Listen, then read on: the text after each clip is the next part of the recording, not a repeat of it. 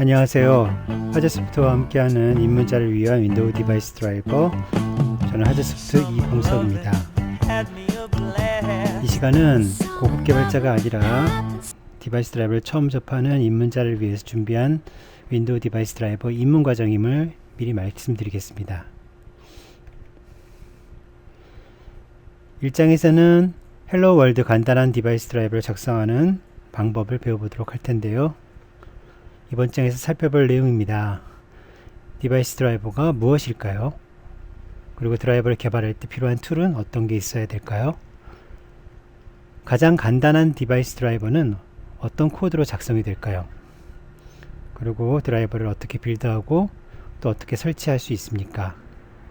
마지막으로 윈도우 64비트와 인증서에 대해서 살펴보도록 하겠습니다. 디바이스 드라이버가 무엇인가요? 과거에는 디바이스 드라이버를 해석할 때 드라이버라는 영어 단어 때문에 하드웨어 운전수 또는 디바이스 운전수로 해석이 되었던 그런 적이 있었습니다. 이보다는 하드웨어 구동기, 디바이스 구동기로 해석하는 편이 온전한 해석이라고 볼 수 있습니다.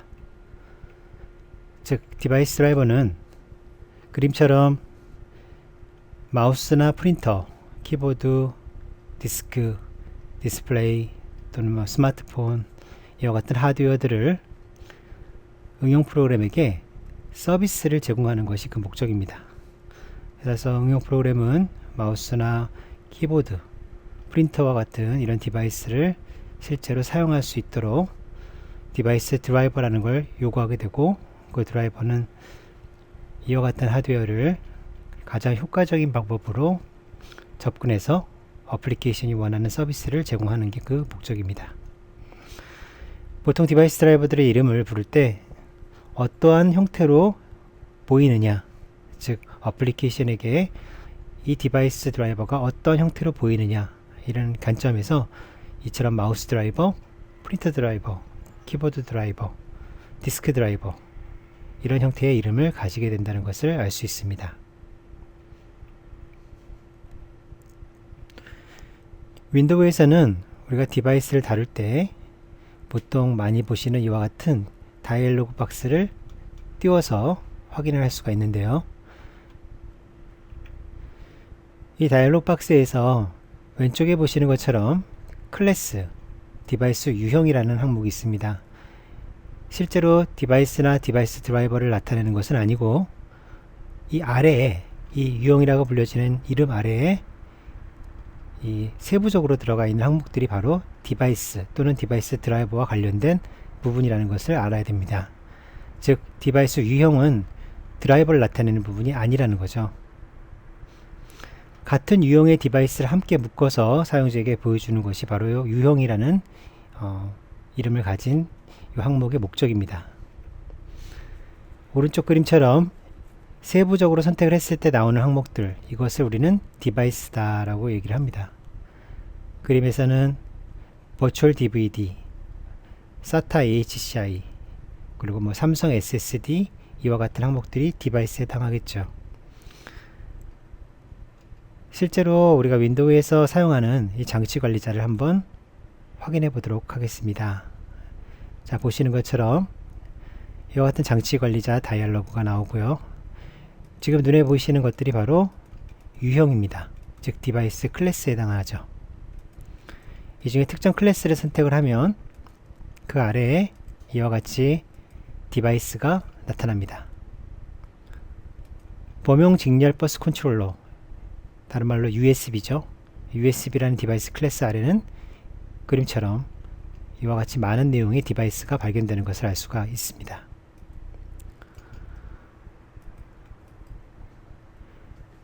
앞으로 동영상 중에는 이렇게 별 표시를 볼 수 있는데요. 이것은 아주 중요하다, 이런 의미로서 다른 것보다도 특별히 더 신경 써서 꼭 암기를 할 부분이라는 것을 나타내고 있습니다. 디바이스 스택은 즉 장치 스택이라고 불려지는데요. 윈도우 디바이스 드라이버에선 가장 먼저, 가장 중요하게 알아야 될 개념이라고 할 수 있습니다.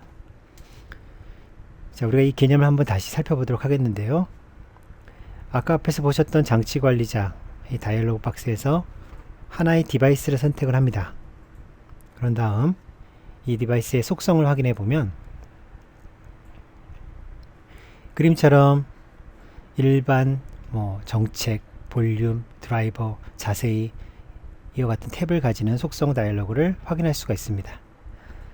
이 중에서 자세히를 선택하시고 아래쪽에 장치 스택이라는 속성을 눌러보시면 그림처럼 디바이스에 따라서 이렇게 3가지 또는 2가지, 4가지 이게 다양한 드라이버들이 나타나는 것을 알 수가 있습니다.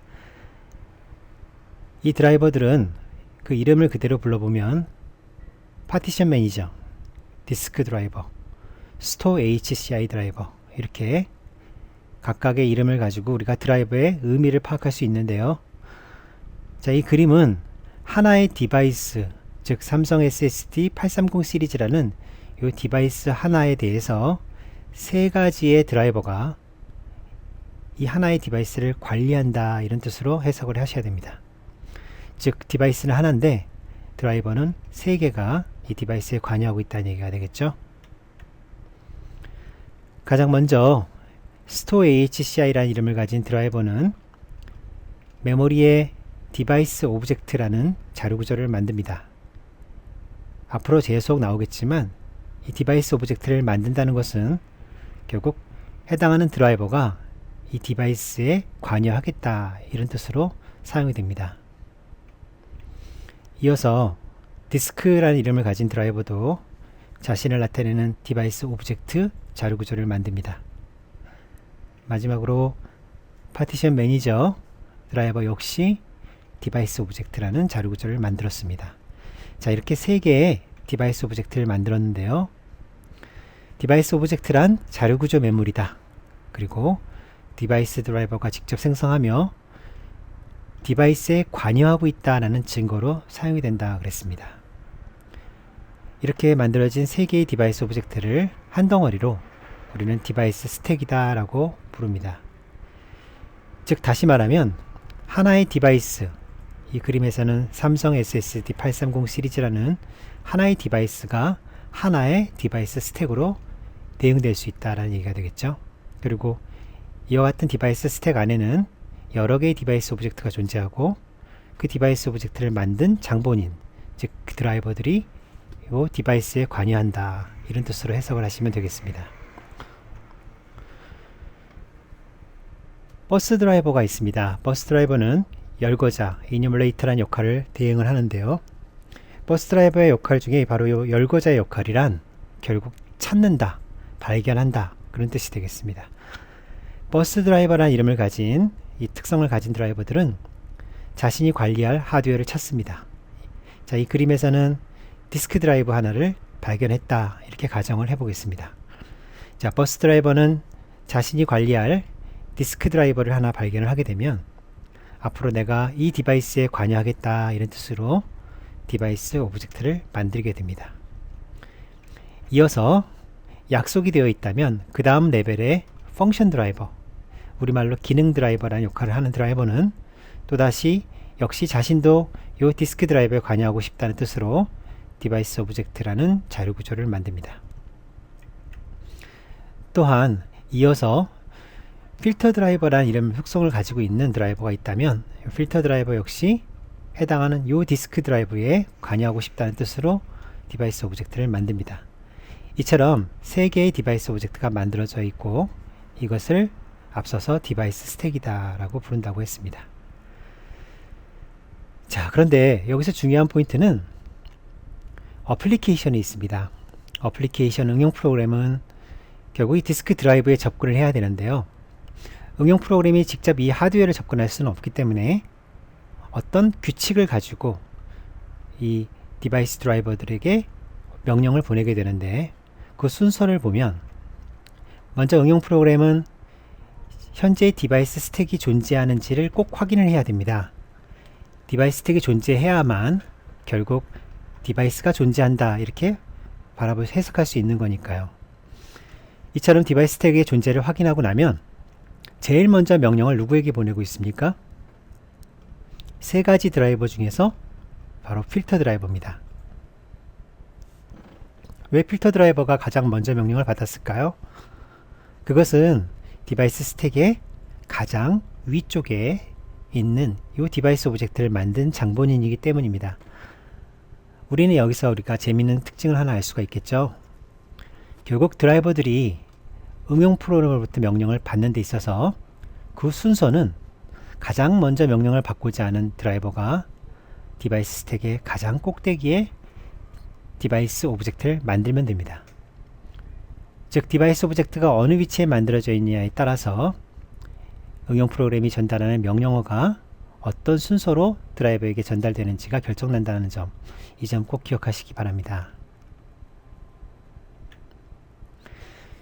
자, 이번에는 서비스 프로그램과 디바이스 드라이버를 살펴보겠는데요. 우리가 서비스 프로그램이다 라는 말을 윈도우즈에서 많이 쓰는데, 이 서비스 프로그램은 다른 말로 엔티 서비스라는 이름으로도 불려집니다. 보통 엔티 서비스 프로그램은 일반적인 어플리케이션과 다르게 사용자가 로그온을 하거나 로그아웃하는 것과 관계없이 전혀 무관하게 계속해서 동작을 할 수 있는 특징이 있습니다. 결국 사용자가 컴퓨터를 켜서 끌 때까지 유저의 로그온, 로그아웃과 관계없이 계속해서 상주할 수 있다는 뜻이 되겠죠.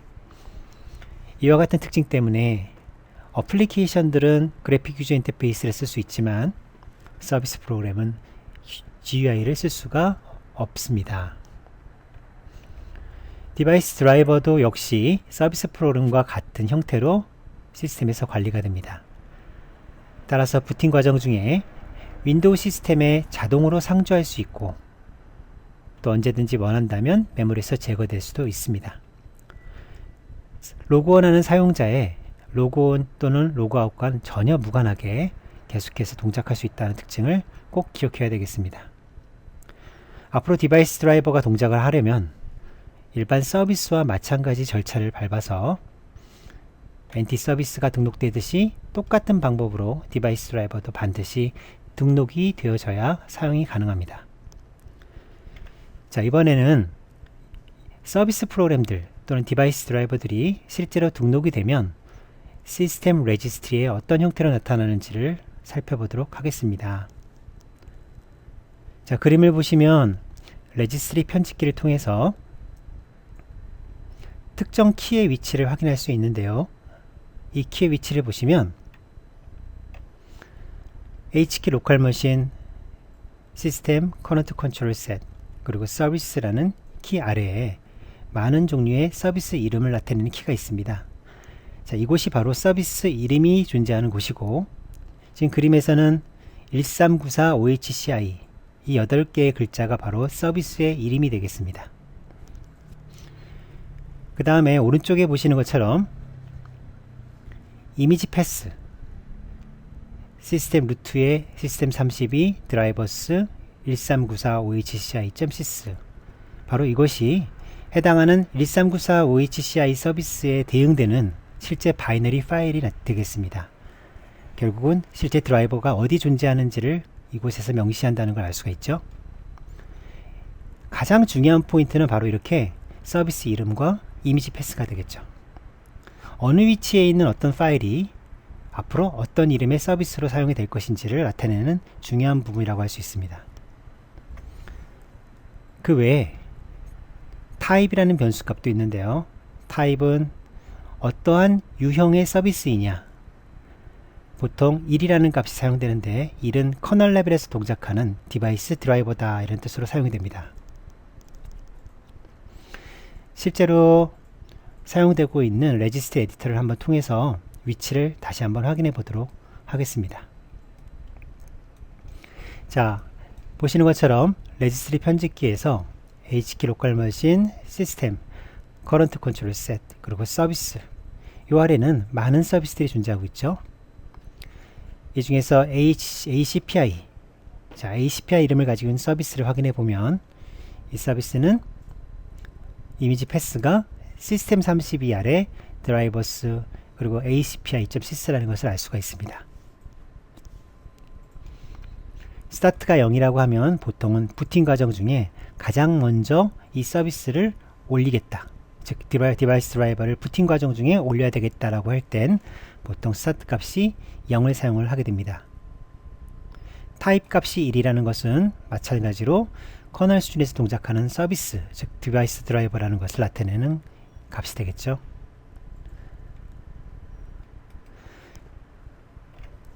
디바이스 드라이버의 이중 역할을 살펴보도록 하겠습니다. 앞으로 우리가 드라이버를 개발을 할 때는 항상 머릿속에 두 가지를 생각해야 됩니다. 그것이 한 가지는 그림처럼 응용 프로그램이 나를 어떻게 해석할 것이냐, 즉 내가 드라이버를 만들었을 때 내가 응용 프로그램에는 어떠한 서비스를 제공할 수 있느냐, 어떻게 보이느냐, 그것을 먼저 생각을 하셔야 됩니다. 앞으로 내가 만들 드라이버가 마우스 드라이버다, 키보드 드라이버다, 또는 네트워크 드라이버다, 이렇게 드라이버의 이름, 드라이버의 용도가 결정이 나면 응용 프로그램은 그와 같은 용도에 따라서 모든 서비스에 대해서 이 드라이버에게 의존하게 되겠죠. 그런데 두 번째 역할은 바로 이 디바이스 드라이버가 하드웨어에 접근하는 역할이 있습니다. 자, 그림을 보시면 마우스 드라이버는 마우스에, 프린터 드라이버는 프린터에, 키보드 드라이버는 키보드에 접근하고 있죠. 자, 이렇게 실제로 접근을 한다는 것은 구체적으로 바라보자면 나름대로 어떤 내부 버스가 있겠죠. PCI Express나 USB, I2C, 인터넷 시스템 버스 등등 다양한 버스를 통해서 이 드라이버는 하드웨어에 접근을 하겠죠. 이렇게 접근해서 어떤 결과를 얻어내는 그것이 바로 디바이스 드라이버의 두 번째 역할이라고 할 수 있습니다. 결국 어플리케이션에게 어떻게 보이느냐, 어떤 서비스를 제공하느냐는 첫 번째 역할과 자신이 어떠한 하드웨어를 어떤 버스를 통해서 접근해서 결과를 얻어내느냐, 이렇게 두 가지 역할을 꼭 우리가 생각을 해 보셔야 됩니다. 자, 그런데 이런 특징을 가지고 우리가 재미나는 어떤 결과를 하나 도출할 수가 있는데요. 그림처럼 응용 프로그램은 디바이스 드라이버를 통해서만 디바이스를 인식한다는 점이죠. 사람은 눈으로 보지만 소프트웨어는 그럴 수 없기 때문에 디바이스 드라이버가 존재하면 그걸 통해서 디바이스가 존재하는 걸로 생각을 합니다. 그럼 충분히 실제로 이와 같은 드라이버들이 어떤 하드웨어에 접근하지 않아도 그 존재하는 그 자체만으로 응용 프로그램은 해당하는 디바이스가 존재한다고 착각할 수가 있겠죠. 결국 이와 같은 성격은, 특징들은 다음 그림처럼 재미난 결과를 가질 수 있습니다. 마우스 드라이버가 디스크 드라이브를, 프린터 드라이버가 키보드를, 키보드 드라이버가 마우스를, 그리고 디스크 드라이버가 프린터를 이렇게 접근해도 사실 응용 프로그램에서는 전혀 이 사실을 알 수가 없다는 거죠. 이와 같은 특징 때문에 우리가 가상 드라이버를 만들 수가 있게 되고, 이와 같은 가상 드라이버를 제공하는, 가상 디바이스 드라이버를 제공하는 특징이 요즘은 가상 머신에서는 굉장히 핫 이슈가 되는 걸로 나타내고 있습니다. 꼭 기억해 주셔야 되겠습니다. 자, 이번 시간에는 디바이스 드라이버를 개발하기 위해서 필요한 툴을 살펴볼 텐데요. 크게 말하면 두 가지가 되겠는데요. 첫 번째는 드라이버를 실제로 빌드할 때 필요한 툴, 컴파일러, 링커, 그리고 헤더 파일, 라이브러리, 도움말 파일이 여기에 해당합니다. 두 번째로는 우리가 드라이버를 실제 빌드를 마치고 동작을 확인할 때 어떤 논리적인 오류가 발생을 했을 때 그 오류를 확인할 수 있는 방법이 필요한데요. 그 방법을 위해서는 커널 디버거 또는 디버그 메시지 출력기, 이와 같은 툴들이 필요합니다. 다행히도 현재 디바이스 드라이버를 개발하는 데 필요한 툴들은 마이크로소프트 사이트를 통해서 모두 공급받을 수가 있습니다. 자, 그러면 먼저 비주얼 스튜디오를 살펴보도록 하겠습니다. 비주얼 스튜디오 2015 커뮤니티 버전이 있는데요. 이 버전을 무료로 사용자가 사용할 수가 있는 버전입니다. 윈도우 드라이버를 개발하려면 가장 먼저 이 툴을 설치를 하셔야 되는데, 이때 유의하실 점은 상당히 많은 디스크 공간을 사용한다는 거죠. 그리고 설치 시간이 굉장히 오래 걸립니다. 또한 비주얼 C++라고 하는 컴파일러의 항목이 꼭 선택이 되도록 유의하셔야 됩니다. 왜냐하면 비주얼 스튜디오는 비주얼 C++ 말고도 뭐 C샵이라든지 또는 여러 가지 비주얼한 환경에서 제공하는 다른 컴파일러 환경들을 다 포함해야 되는 그런 특징을 가지고 있기 때문에 자칫하면 비주얼 C++가 선택되지 않은 상태로 설치될 수가 있습니다. 꼭 이 점을 유의하시고 비주얼 스튜디오 설치할 때 우리는 디바이스 드라이버를 빌드해야 되기 때문에 컴파일러로서 이 C++가 필요하니까 꼭 C++ 환경이 선택되도록 해주셔야 되겠습니다. 두 번째로 WDK. 자, WDK는 윈도우즈 드라이버 킷이라고 불려집니다. 이 버전은 WDK 7, 8, 10 이렇게 여러 가지 종류가 있는데 우리는 윈도우즈 드라이버 킷 WDK 10을 설치하도록 하겠습니다. 10도 마찬가지로 이와 같은 사이트를 통해서 MS에서 제공을 하고 있고요. 이 툴을 설치하게 되면 드라이버를 빌드할 때 필요한 부가적인 헤더 파일, 그리고 라이브러리, 샘플 드라이버, 거기에 커널 디버거까지 함께 제공을 하고 있습니다. 중요한 얘기는 반드시 비주얼 스튜디오 2015가 먼저 설치된 뒤에 바로 이 WDK 10을 설치하셔야 된다는 겁니다. 그 순서를 꼭 지켜주시기 바랍니다. 그 다음 세 번째로 디버그 메시지 출력기가 있습니다. 디버그 메시지 출력기는 커널 디버거를 사용할 필요 없이 그냥 간단하게 내가 작성한 드라이버가 정확히 원하는 대로 동작하고 있는지를 확인하기 위해서 디버그 메시지를 코드상에 삽입을 하고 그 삽입한 문장을 통해서 출력되는 디버그 메시지를 사용자가 눈으로 확인할 때 필요한 툴입니다. 이 툴의 종류는 여러 가지가 있을 수 있는데 그 중에서 마이크로소프트가 현재 제공하는 DBG 뷰라는 프로그램이 대표적이기 때문에 이 프로그램을 받아서 설치를 하셔야 되겠습니다. 자, 모든 설치를 다 마쳤다면 우리가 한번 비주얼 스튜디오를 실행해 볼까요? 비주얼 스튜디오 2015를 실행하시면 이곳에 새로운 프로젝트 생성이라는 메뉴가 있고 새로운 프로젝트 생성을 눌렀을 때 지금 보시는 그림과 같은 화면이 나타나야 합니다.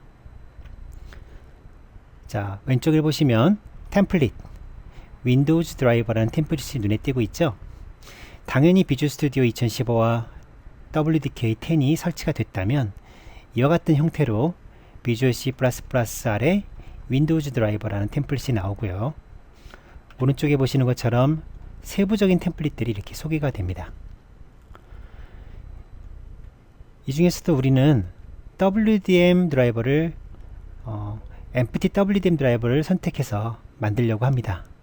따라서 꼭 간단한 헬로 월드 윈도우 드라이버를 만들려면 여기 나와 있는 템플릿들 중에서 empty WDM 드라이버 이 템플릿을 사용할 수 있는지 확인을 꼭 하셔야 되겠습니다. 자, 그렇다면 이번에는 가장 간단한 드라이버 코드는 어떻게 작성을 해야 할까요? 자, 그 순서는 헤더 파일에 선언하는 작업이 먼저 이루어져야 되고 그리고 디바이스 드라이버가 꼭 갖춰야 될 함수를 구현을 해야 합니다. 그런 다음에 드라이버를 빌드하고 타겟 PC에 설치하는 작업으로 마칠 수가 있겠죠. 자, 하나하나 한번 살펴보도록 하겠습니다.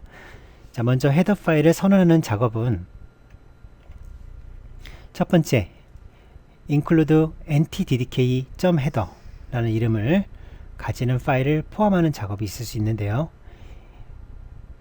NT 레가시 스타일의 디바이스 드라이버를 개발하는 경우 지금 우리가 작성하려는 드라이버도 바로 여기에 해당합니다.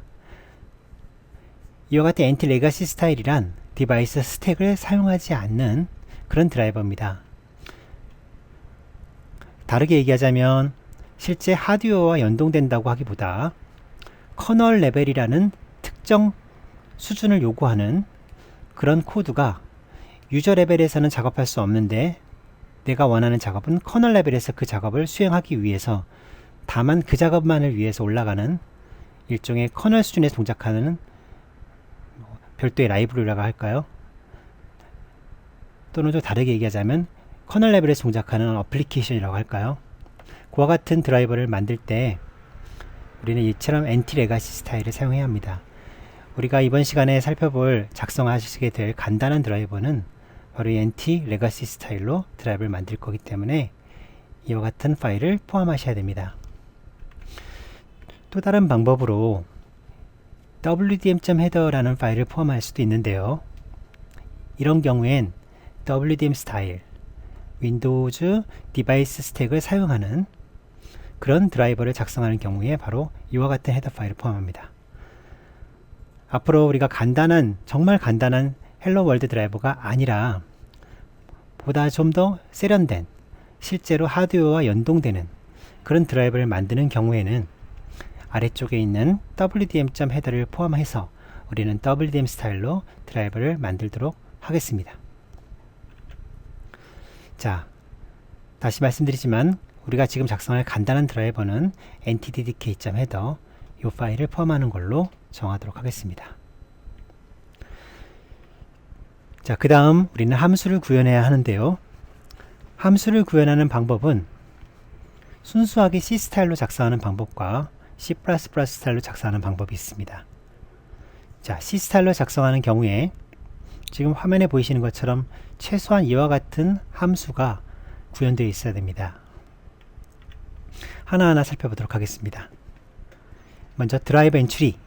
자, 이 이름은 꼭 기억해야 될 이름입니다. 우리가 옛날에 도스 시절 때 C를 공부할 때 메인이라는 함수 이름이 있듯이 디바이스 드라이버의 가장 첫 번째 코드는 드라이버 엔트리입니다. 이 함수 이름은 다른 이름으로 바뀌어서 사용될 수가 없습니다. 반드시 드라이버 엔트리라는 이름으로 사용됩니다. 자, 디바이스 드라이버는 항상 이곳이 가장 먼저 제어를 받게 되는 메인이라는 점을 기억하시기 바랍니다. 보통 코드 앞에 이와 같이 in 또는 out이라는 선언자를 쓸 수 있는데요. 이런 선언자는 사실 컴파일에는 참여하지 않습니다. 즉, 이걸 쓰든 안 쓰든 결과에는 차이가 없다는 거죠. 하지만 개발자들이 이 파라미터가 무언가 내가 데이터를 읽어야 되는 것인지 아니면 거기다 무엇을 반대로 써줘야 되는 것인지를 짐작할 수 있도록 도와주는 역할을 합니다. 즉, in이라는 얘기는 우리가 여기 들어있는 이 드라이버 오브젝트나 레지스트리 패스를 읽어오는 역할, 즉 우리는 이것을 가져오는 역할을 할 수 있다, 이런 뜻이 되겠습니다. 즉, 누군가 이 드라이버 엔트리를 불렀을 때 우리를 위해서 드라이버 오브젝트와 레지스트리 패스에 이 값을 채워줬기 때문에 우리는 원한다면 이 파라미터를 사용할 수 있다는 얘기가 되겠죠. 자, 드라이버 오브젝트와 레지스트리 패스는 앞으로 우리가 조금 더 복잡한 드라이버를 만들 때 참조하게 되는데 일단 지금은 사용하지는 않겠습니다. 다만 우리 드라이버가 필요로 하는 정보들, 특히 우리 디바이스 드라이버가 서비스 형식으로 레지스트리에 설치가 되어 있을 텐데 그 레지스트리에 어느 위치에 설치가 되어 있는지 그런 정보들을 우리가 알 수 있도록 이 파라미터에 보관이 됩니다. 마지막으로 status unsuccessful 이라는 값으로 리턴을 하고 있습니다. 자, 여기가 좀 이상하죠? 정상적인 값이면 보나마나 status success일 텐데 status unsuccessful 이와 같이 리턴하는 데는 이유가 있습니다. 지금 이번 시간에 작성할 드라이버는 가장 간단한 드라이버 헬로 월드입니다. 즉 다른 일을 할 필요가 없습니다. 다만 드라이버가 무엇이고 드라이버를 빌드해보고 최초로 한번 올려본다는 점에서만 이용하는 샘플이기 때문에 이와 같이 status unsuccessful이라는 값으로 리턴을 하시게 되면 이 드라이버 엔트리가 돌아간 뒤에는 이 디바이스 드라이버가 다시 메모리에서 내려옵니다. 즉 정리하자면 드라이버가 메모리에 올라갔다가 드라이버 엔트리가 불려지고 이와 같은 에러 값의 리턴을 하면 다시 드라이버는 메모리에서 내려오게 된다는 거죠. 의도된 바라는 것을 우리가 꼭 기억하시고 있어야 되겠습니다. 자, 이번엔 C++ 스타일인데요. 우리가 드라이버를 만들 때 개인의 취향에 따라서 객체지향적으로 개발할 수도 있습니다. 하지만 우리가 드라이버를 만들 때 C++ 확장자를 가지고 개발을 한다고 해도 반드시 꼭 지켜줘야 될 약속이 있습니다. 그것이 바로 바로 이 드라이브 엔츄리라는 이름입니다. 이름. 이 드라이브 엔츄리라는 이름은 어쨌든 디바이스 드라이버가 가져야 될 이름이고 다른 이름으로 바뀌어질 수 없다고 했죠. 그런데 C++는 맹글링이라고 하는 이런 제도가 있기 때문에 다형성이라는 특징 때문에 C++는 드라이브 엔츄리라는 이름을 다른 이름으로 바꿔서 컴파일을 해버립니다. 만약에 그런 일이 벌어진다면 우리가 드라이브 엔츄리를 아무리 만들어도 실제로 외부에서 볼 때는 드라이브 엔츄리가 없는 걸로 오해를 할 수 있겠죠. 그래서 이와 같은 문제를 피하고자 앞에 보시는 것처럼 extern C, 즉 지금 보이는 이 라인은 C 언어처럼 해석을 해다오 라는 뜻으로 extern C라는 선언자를 반드시 사용해서 이 드라이브 엔츄리라는 이름이 맹글링을 피할 수 있도록 해주셔야 된다는 거, 이걸 꼭 기억하셔야 되겠습니다. 아주 중요한 거니까 꼭 이 점을 잊지 마시기 바랍니다. 자, 이번엔 함수를 구현하는 마지막 작업으로서 앞에서 보셨던 형태에서 한 줄을 더 추가해 봤습니다. 바로 이 문장이죠. 자, dbg print ex, 이것은 디버그 메시지를 디버그 뷰 프로그램으로 출력을 시키는 그런 명령입니다. 따라서 우리가 이와 같은 라인을 쓰게 되면 hello world라는 글자가 앞으로 디버그 뷰에 출력이 된다는 것을 예상할 수가 있습니다. 보통 이와 같이 드라이브 엔츄리, 이 함수의 시작 부분에다가 이런 디버그 메시지 출력을 넣어줌으로써 우리는 앞으로 드라이버가 정말로 메모리에 올라갔는지 올라가지 않았는지 이런 점을 우리가 디버깅 할 때 유용하게 사용할 수 있는 기술이니까 처음에 경험이 좀 부족할 때는 항상 이렇게 디버그 메시지를 넣어서 자신이 생각하고 있는 함수가 불려졌는지를 꼭 확인하시는 습관이 좋은 습관이라고 할 수 있습니다. 자, 우리는 이제 디바이스 드라이버가 필요로 하는 가장 간단한 드라이버가 요구하는 코드는 다 살펴봤습니다. 얼마 안 되죠. 자, 이번에는 이제 그 코드를 실제로 컴파일러를 통해서 컴파일하고 빌드할 수 있도록 작성을 한번 해보도록 하겠는데요. 가장 먼저 비주얼 스튜디오 2015에 템플릿을 선택을 하셔야 되겠습니다. 우리가 여기서 잠깐 생각해 볼 문제가 있는데 앞서서 우리 간단한 드라이버는 WDM 스타일이 아니라 NT 레가시 스타일이라는 말씀을 자꾸 드렸죠.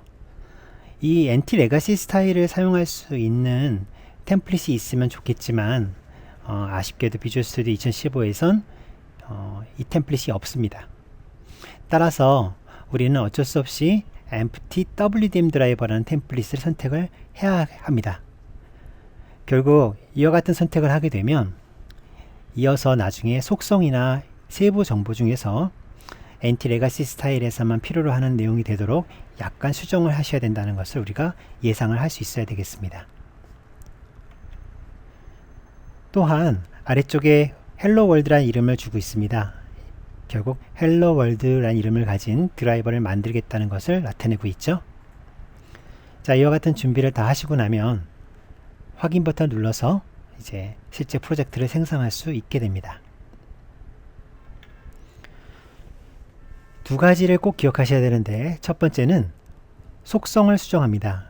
자, 속성 페이지를 열어서 이와 같이 드라이버 세팅스라는 항목을 찾아가 보시면 오른쪽에 타겟 OS 버전이라는 항목이 있습니다.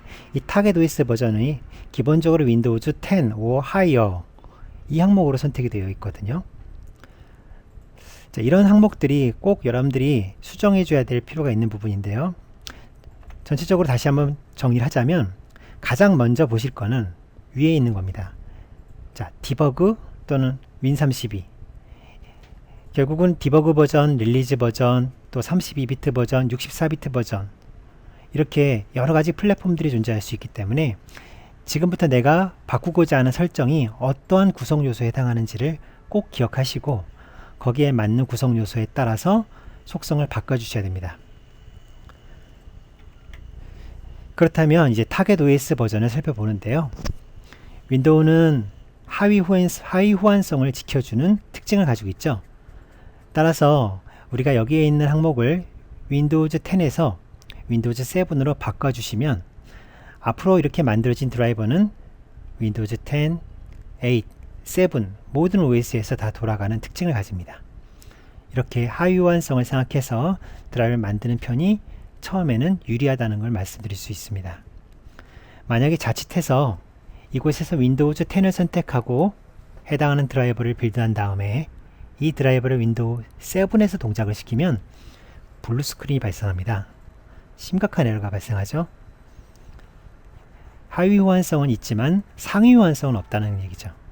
따라서 이 점을 꼭 기억하시고 원하시는 타겟 OS 버전으로 꼭 바꿔서 빌드를 할 수 있도록 해주시기 바랍니다.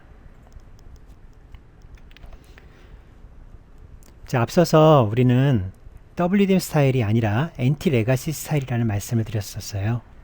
바로 엔티 레가시 스타일은 설치 파일이 필요 없습니다. 설치 파일을 사용해서 설치하는 드라이버가 아니고 서비스 형식으로 바로 로딩을 시켜서 쓸 수 있는 드라이버이기 때문에 설치 파일을 사용하지 않는다는 것을 꼭 우리가 이와 같은 방법으로 처리를 하셔야 되는데요. 자, 그림을 보시면 솔루션 탐색기, 이 솔루션 탐색기 안에 helloworld.inf라고 하는 파일이 만들어져 있는 것을 알 수가 있습니다. 바로 이 파일을 제거 버튼을 눌러서 깔끔히 지워 주셔야 됩니다. 왜냐하면 우린 WDM 스타일이 아니기 때문에 이 엔티 레가시 스타일에서는 이렇게 INF가 존재하면 빌드 과정 중에 에러가 발생합니다. 따라서 이 파일을 꼭 지워 주시는 거 잊지 마시기 바랍니다. 자, 그러면 이제 속성도 수정했고 그리고 솔루션 창에서 설치 파일도 제거를 했다면 남아있는 작업은 소스 파일을 작성하는 작업이죠. 자, 우리 앞서서 우리가 지금 선택한 템플릿이 empty 템플릿이라는 걸 기억하시죠? empty 템플릿은 프로젝트 파일은 있지만 그 안에 소스 파일이 없는 겁니다. 따라서 우리는 솔루션 탐색기라는 메뉴를 통해서 먼저 헬로 월드라는 프로젝트를 선택하시고 오른쪽 마우스를 눌러서 나오는 메뉴 중에 추가 버튼을 누른 다음에 그곳에서 새 항목을 선택을 합니다. 그럼 오른쪽에 보시는 것처럼 새 항목 추가라는 다이로그가 나타나는데요. 실제로 C++와 헤더만 정의할 수 있도록 되어 있지만 우리는 C++ 선택하신 다음에 확장자를 C로 그림처럼 바꿔주실 수가 있습니다. 물론 C++ 스타일로 작성해도 무방합니다. 하지만 이번 예제에서는 C 스타일로 작성하는 걸로 해보겠습니다. 자, 보시면 helloworld.c 라는 이름으로 파일 이름을 변경한 것을 꼭 기억하시기 바랍니다. 자, 이 작업을 마쳤으면 그 다음에 추가 버튼을 눌러야 되겠죠.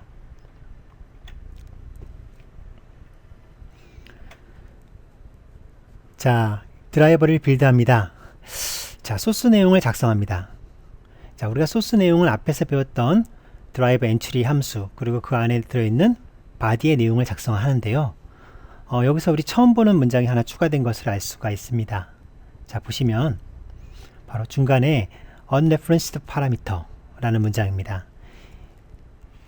가만히 보시면 우리는 이 드라이버 엔트리라는 함수가 전달받은 파라미터 드라이버 오브젝트와 레지스트 패스라는 두 개의 파라미터를 현재 이 드라이버 소스 내에서는 전혀 사용을 하지 않았습니다.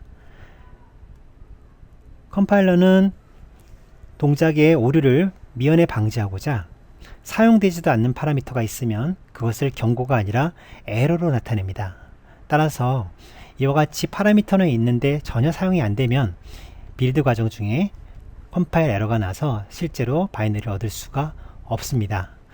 이와 같은 문제를 피하고자 그림처럼 unreferenced parameter 라는 매크로 함수를 정의하시고 이 함수의 파라미터로 드라이브 오브젝트 그리고 레지스트리 패스 이처럼 사용되지 않은 파라미터를 꼭 기입을 해주시면 컴파일 에러가 나지 않습니다. 이 점을 꼭 기억하시기 바랍니다. 자, 그러고 나서 이제 드라이버를 빌드 하시면 되는데요. 자, 빌드가 다 끝났다. 그러면 이 그림처럼 어느 위치에 드라이버가 만들어지는지를 우리가 알 수가 있습니다.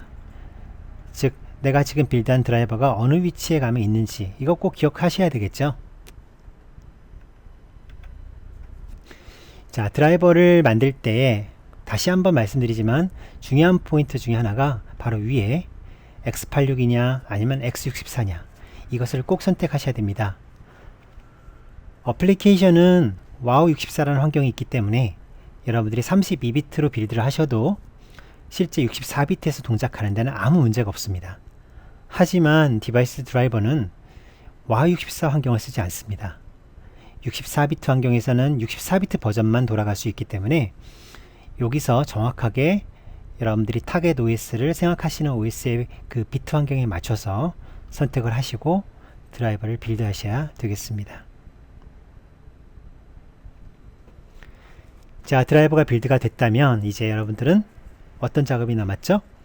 그렇습니다. 드라이버를 타겟 PC에 설치하는 작업입니다. 자, 지금 시간에 우리가 설치하는 방법은 sc라는 이름을 가진 유틸리티를 사용하는 방법입니다. 자, 커맨드 프롬프트를 띄워서 그곳에서 sc를 시행하는데요. 주의하실 점은 커맨드 프롬프트가 반드시 관리자 권한으로 사용이 되어야 됩니다. 자, sc라는 유틸리티를 사용할 때 사용되는 커맨드는 여러 가지가 있습니다. 그 중에서 이 시간에 우리가 꼭 기억하셔야 될 커맨드는 5가지. create, query, start, stop, 그리고 delete 5가지만 기억하시면 되겠습니다.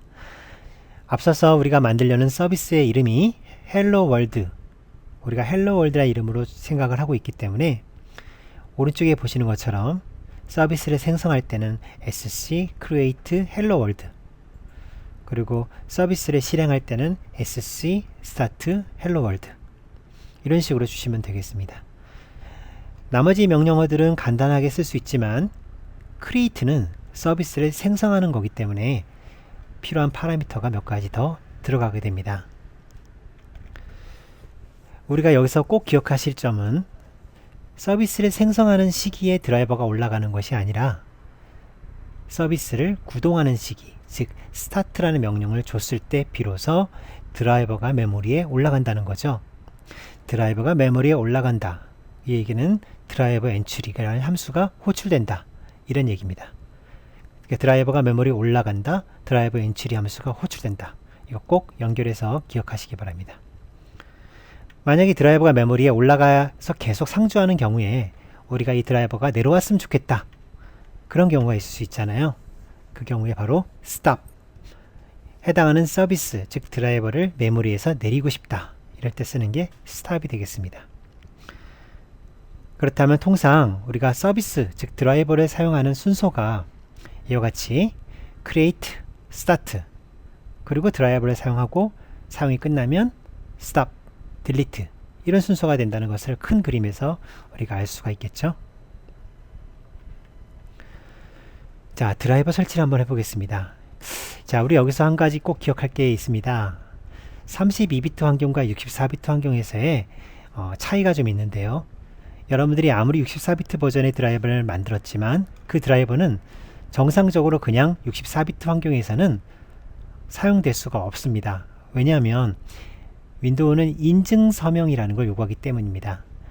64비트는 보다 인증 서명을 요구하는 보안이 강화된 OS로 판단을 하기 때문에 반드시 64비트 버전으로 바이너리를 만들었다면 그 뒤에 인증 서명이라는 작업을 해 주셔야만 64비트에서 동작을 할 수 있다는 점을 기억하시고요. 32비트는 그렇지 않습니다.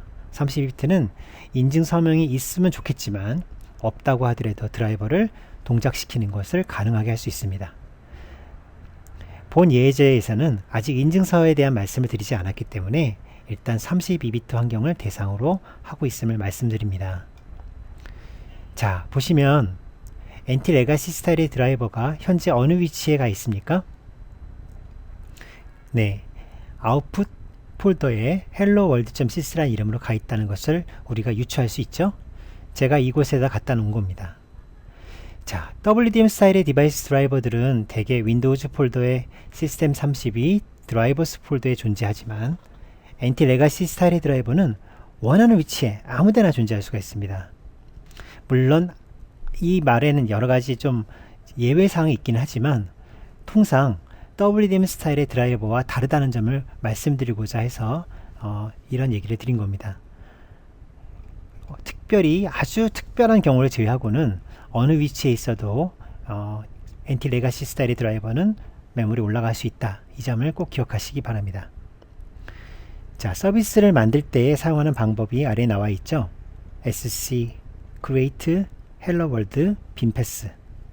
자, 여기 옵션들이 보입니다. 빈패스, 바이너리가 존재하는 위치, 디스플레이 네임, 사용자에게 보여지는 서비스 이름, 스타트, 구동 방법, 타입, 드라이버 서비스 유형.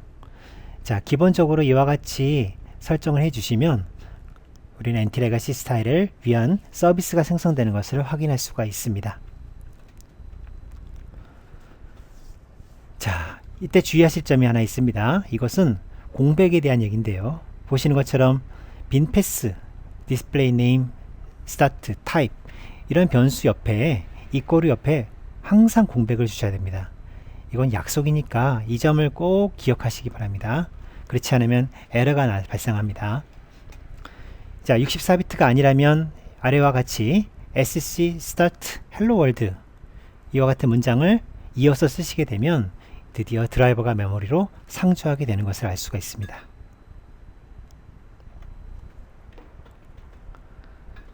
자, 이번엔 디버그 메시지를 확인해 봐야 되는데요. 앞서서 우리가 DBG 뷰라는 프로그램에 대해서 설명을 해드렸는데 실제로 디버그 메시지를 볼 수 있는 툴들은 여러 가지가 있습니다. 그 중에서 마이크로소프트가 제공하는 DBG 뷰, 이 프로그램이 가장 일반적으로 많이 알려져 있는 유명한 프로그램이죠. 그런데 이 프로그램을 실행해 보시면 보시는 것처럼 이렇게 캡처 커널, Enable Verbose Kernel Output이라고 하는 이 메뉴가 체크가 꺼져 있습니다. 지금 보시는 그림은 제가 이 부분을 켠 겁니다. 즉 디폴트로 이 부분이 꺼져 있으면 디바이스 드라이버가 출력을 요구하는 메시지는 전혀 출력이 되지 않습니다. 이 점을 우리가 꼭 기억하시고 이 디버그 뷰를 최초에 실행하실 때는 이와 같이 Capture Kernel, Enable Verbose Kernel Output이라는 두 개의 메뉴를 반드시 체크를 해주시고 나서 사용을 해주신다는 것을 잊어버리지 마시기 바랍니다. 자, 제약된 환경 때문에 제가 드라이버를 실제로 서비스를 만들어서 서비스를 실행해주는 그 과정을 한 장의 그림으로 한번 엮어봤습니다. 자, 순서대로 한번 살펴보도록 하겠습니다. 제일 먼저 서비스를 생성하는 문장입니다. SC create hello world. 그렇죠? 이렇게 서비스를 생성할 땐 자, 서비스가 성공적으로 생성이 되었습니다는 메시지가 나와도 아직 드라이버는 메모리에 올라가지 않는다고 말씀드렸죠. 즉, 이 드라이버가 메모리에 올라가려면 이어서 서비스 실행, 즉 SC start라는 명령을 사용을 하셔야 됩니다. 그런데 재밌게도 그 결과를 보니까 실패라는 메시지가 나옵니다. 왜 실패했을까요? 눈치가 빠른 분들은 이미 파악을 하셨겠지만 앞에서 우리가 이 드라이버 엔출이라는 함수의 바디를 작성할 때 의도적으로 리턴 값을 status unsuccessful이라고 한 것을 기억하시면 되겠습니다. 바로 여기서 우리가 성공이 아닌 에러 값을 리턴했기 때문에 이 결과 드라이버가 정말 메모리에 올라가지 못하고 다시 내려오게 된 겁니다. 그리고 서비스 실행에 따른 메시지는 이와 같이 시스템에 부착된 장치가 작동하지 않습니다 라는 메시지로 출력이 된 거죠. 결국은 이렇게 서비스를 구동해 보면 서비스가 메모리에 올라갔다가 다시 내려오게 되는데 이 과정 중에 그림처럼 헬로 월드라는 글자가 디버그 메시지 뷰에 출력된 것을 확인할 수 있습니다. 즉 이렇게 메시지가 출력됐다는 점은 드라이버가 한 번은 메모리에 올라갔다 내려왔다는 것을 말해주는 것이죠. 이와 같은 방법을 통해서 여러분들은 간단한 디바이스 드라이버를 만들어서 그것을 실제 타겟 32비트 환경에서 서비스 형식으로 메모리에 올렸다 내리는 이 과정을 한번 확인해 본 결과가 되었습니다. 자, 이제 마지막으로 우리가 64비트와 인증서에 대한 얘기를 간단하게 살펴보겠습니다. 윈도우 64비트는 원칙적으로 커널 드라이버를 메모리로 상주하기 위해서는 반드시 인증서에 의해서 사이닝이 되어야 됩니다. 32비트에서는 사이닝이 되지 않은 드라이버가 메모리로 로드되는 것은 허용이 되지만 불편하게 관리자의 허락이 요구되는 그런 다이얼로그 박스가 나타날 수 있습니다. 우리가 64비트에서 결국 드라이버를 동작을 시키려면 반드시 사이닝이 되어야 된다. 이 점만 기억하고 계시면 될 텐데요. 자, 이와 같은 사이닝은 크게 두 가지로 나눠져 볼 수가 있습니다. 그 중에 하나는 설치 파일을 사용하는 드라이버, 즉 앞서서 배웠던 WDMS 파일이 되겠습니다. 설치 파일을 사용하는 드라이버는 마이크로소프트에서 요구하고 있는 WHQL, 윈도우즈 하드웨어 퀄리티 랩스라는 이와 같은 사이트에서 HCK, 하드웨어 서티피케이션 키트라는 개발 툴을 제공을 합니다. 바로 이 툴을 통해서 여러분이 만든 64비트의 드라이버가 정말 문제가 없이 만들어져 있는지를 어느 정도 타이트하게 확인을 해주는 그런 기능을 가지고 있습니다. 물론 이 툴을 통해서 검증이 되었다 하더라도 드라이버가 정말 잘 만들어졌다라고 얘기할 수는 없는 거죠. 하지만 기본적으로 마이크로소프트는 이와 같은 툴을 어쨌든 제공함으로써 사용자에게 배포되기 전에 드라이버의 안정성이 보증되도록 유도하고 있습니다. 자, 이 프로그램을 통과하지 않은 드라이버는 절대로 64비트에서 동작할 수 없습니다. 그러면 약간 아이러니하죠? 64비트에서 동작할 수 없는데 어떻게 테스트를 할 수 있을까요? 이와 같은 문제 때문에 윈도우는 정상적인 부팅 모드 말고 또 하나의 부팅 모드, 테스트 사이닝이라는 부팅 환경이 제공이 됩니다. 윈도우 64비트 환경에서 테스트 사이닝이라는 부팅 환경을 통해서 부팅을 하게 되면 이 환경에서는 여러분들이 인증서를 통해서 인증되지 않은 그런 드라이버라 하더라도 64비트 드라이버가 동작하는 게 허용이 됩니다. 결국 이 환경에 사용되는 목적은 64비트의 드라이버를 WHQL에서 제공하는 HCK 프로그램을 사용할 수 있도록 하기 위해서 윈도우가 임시적으로 제공한 환경이라는 것을 알 수가 있습니다. 자, 우리가 인증 제도와 관련된 내용을 간단하게 조금 더 살펴보겠습니다. 자, 그림에서 파란색으로 되어 있는 부분이 제조사가 준비할 작업인데요. 자, 제조사는 드라이버 바이너리와 드라이버 설치 파일 이렇게 두 개를 준비를 하겠죠. 그런 다음에 앞에서 말씀드렸던 테스트 사이닝 모드로 되어 있는 부팅 환경에다가 드라이버와 설치 파일을 이용해서 드라이버를 설치를 합니다. 당연히 이 모드는 테스트 사이닝 모드이기 때문에 드라이버가 인증 서명을 받지 않았다 하더라도 정상적으로 동작하는 데 문제가 되지 않습니다. 이후에 WCK DTM 서버는 현재 설치된 드라이버의 유형에 따라서, 즉 키보드 드라이버, 마우스 드라이버, 오디오 드라이버, 네트워크 드라이버, 이와 같은 드라이버의 유형에 따른 여러가지 테스트 절차를 진행을 하게 됩니다. 당연히 여러분들이 이 드라이버 테스트 결과가 성공이 나와야 되겠죠. 이게 실패가 나오면 드라이버 제조사는 다시 실패의 원인을 찾아서 또다시 드라이버를 고치고 또다시 테스트를 돌리고 이 작업을 계속해서 반복을 합니다. 결국 테스트 결과가 성공적인 결과가 나오게 되면 이제 마지막으로 제조사는 자신이 사용했던 드라이버의 설치 파일과 그리고 DTM 서버에서 제공하는 테스트 결과 로그 파일, 이렇게 두 개를 윈도우 대시보드라는 사이트에 우리가 업로드를 하게 되죠. 이렇게 업로드된 이 파일들을 MS에서는 아마도 자동으로 검증하는 것 같은데, MS에서 이 파일들을 검사하고 유효성을 확인한 다음에 이후에 제조사에게 카탈로그 파일, 보안 카탈로그 파일이라는 확장자가 CAT인 이런 파일을 만들어서 전달을 합니다. 결국 제조사가 이런 복잡한 과정을 했던 이유는 바로 이 보안 카탈로그 파일을 받기 위해서라는 것을 알 수가 있습니다. 자, 이제 제조사는 보안 카탈로그 파일을 받았기 때문에 sys 그리고 inf 그리고 cat 이 세 개의 파일을 한때 묶어서 사용자에게 배포하면 그것으로 64비트를 위한 드라이버 배포는 끝났다고 할 수가 있습니다. 주의하실 점이 하나 있습니다. 이것은 이거 보시면 CAT 파일이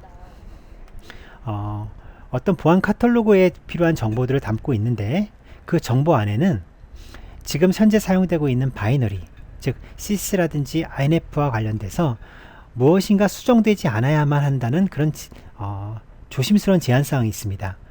무슨 말이냐면 여러분들이 배포 과정 중에 이 inf 파일을 열어서 약간만 수정을 하시더라도 이 CAT는 무효가 됩니다. 따라서 여러분들이 제조사가 사용자에게 배포할 때는 이렇게 대시보드를 통해서 받은 CAT가 들어오면 그 순간 그때까지 사용했던 파일 이 세 개를 한때 묶어서 따로 관리하는 것이 꼭 필요하겠죠. 절대로 INF를 수정하시면 안 됩니다.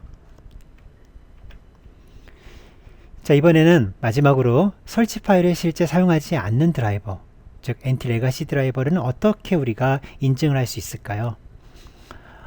결국은 WHQL이라고 하는 인증제도, 그 인증제도를 사용하지 못하기 때문에 이와 같은 설치 파일을 사용하지 않는 드라이버는 다른 방법의 인증서를 통해서 인증되는 것을 요구합니다. 그것이 바로 크로스 사이닝입니다. 크로스 사이닝 방법은 한마디로 제조사가 어떤 드라이버를 만들 때 그 드라이버를 만든 뒤에 크로스 사이닝이라고 하는 과정으로 사이닝을 하면 이후에 마이크로소프트는 드라이버를 실제로 사용할 때 그 인증서를 가지고 본 드라이버가 수정됐는지 안 됐는지를 확인하는 과정으로 씁니다. 즉 정리하자면 제조사가 드라이버를 만든 뒤에 자신의 의지와 관계없는 불법적인 외부의 불법적인 어떤 바이너리 수정이 없었다는 것을 보증할 수 있도록 하기 위해서 클로스 사이닝이라고 하는 방법을 쓰게 되는 거죠. 결론적으로 64비트 드라이버 중에서 설치 파일을 사용하지 않는 드라이버들은 크로스 사이닝을 하셔야만 사용자에게 배포가 돼서 64비트에서 사용할 수가 있는 겁니다. 이와 관련돼서 현재 윈도우즈가 제공하고 있는 또 다른 부팅 모드라고 말씀드렸던 이 테스트 사이닝이라는 부팅 환경이 있습니다. 원칙적으로 테스트 사이닝 환경은 WCT 테스트 프로그램이 동작하기 위해서 사용되는 모드이지만 이와 같이 설치 파일을 사용하지 않는 엔티 레가시 스타일의 드라이버도 테스트 사이닝 환경에서 동작하는 게 허용됩니다. 따라서 개발자는 자신이 만든 64비트 드라이버가 온전히 잘 돌아가는지를 확인하는 목적으로 이와 같은 테스트 사이닝 모드를 사용하시면 되겠습니다.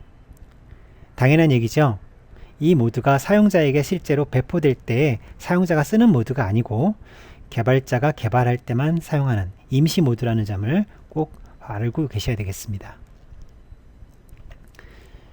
자, 이제 마지막입니다. 우리 테스트 사이닝 부팅 환경을 만들려면 어떻게 할까요? 자, 윈도우는 BCD 에디트라는 프로그램이 제공이 되는데, 자, 이 BCD 에디트가 사용하는 프로그램은 BCD, 즉 부트 컨피그레이션 데이터라는 부트에 관련된 옵션들을 설정을 바꾸는 그런 기능을 제공하는 게 BCD 에디트입니다. 따라서 우리가 테스트 사이닝이라고 하는 부팅 환경을 쓰고 싶으면 여러분들이 꼭 관리자 권한의 콘솔을 열어서 보시는 것처럼 BCD 에디트, set, 테스트 사이닝 on 이렇게 주시고 그러고 나서 재부팅을 하시면 윈도우는 테스트 사이닝 모드로 부팅이 됩니다. 그리고 또 마찬가지로 BCD 에디트, set, 테스트 사이닝 off라고 하시고 나서 다시 또 재부팅을 하시면 정상적인 윈도우 부팅 모드로 바뀌게 되겠죠.